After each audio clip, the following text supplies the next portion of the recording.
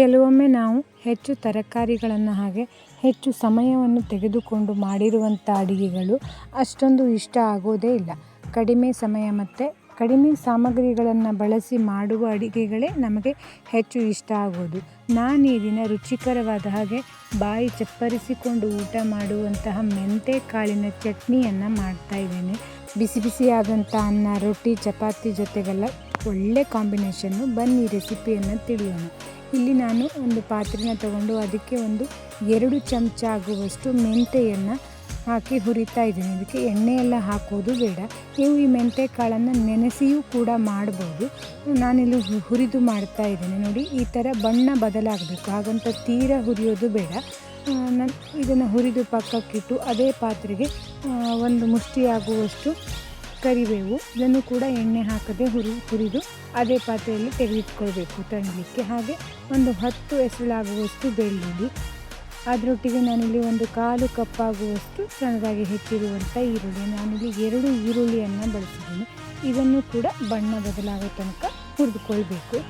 ಬೇಕಿದ್ರೆ ನೀವು ಎಣ್ಣೆಯನ್ನು ಕೂಡ ಹಾಕಿ ಹುರಿದು ಮಾಡ್ಬೋದು. ಇದು ಹುರಿದು ಆದಮೇಲೆ ಇದರೊಟ್ಟಿಗೆ ನಾನಿಲ್ಲಿ ಒಂದು ಮುಷ್ಟಿಯಾಗುವಷ್ಟು ಕೊತ್ತಂಬರಿ ಸೊಪ್ಪು, ಇದನ್ನು ಕೂಡ ಹಾಗೆ ಹುರಿದುಕೊಂಡಿದ್ದೀನಿ.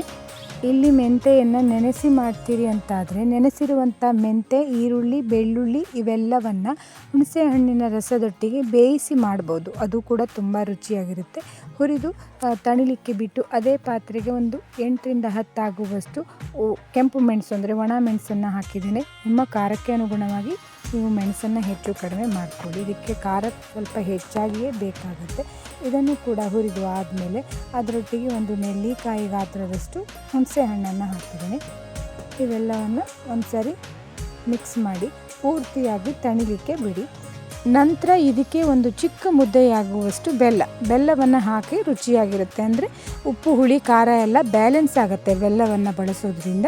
ಅರ್ಧ ಚಮಚ ಆಗುವಷ್ಟು ಉಪ್ಪು, ಇವಿಷ್ಟನ್ನು ಹಾಕಿ ಒಣಗಿರುವಂಥ ಮಿಕ್ಸಿ ಜಾರಲ್ಲಿ ಆದಷ್ಟು ತರಿಯಾಗಿ ರುಬ್ಕೊಳ್ಳಿ.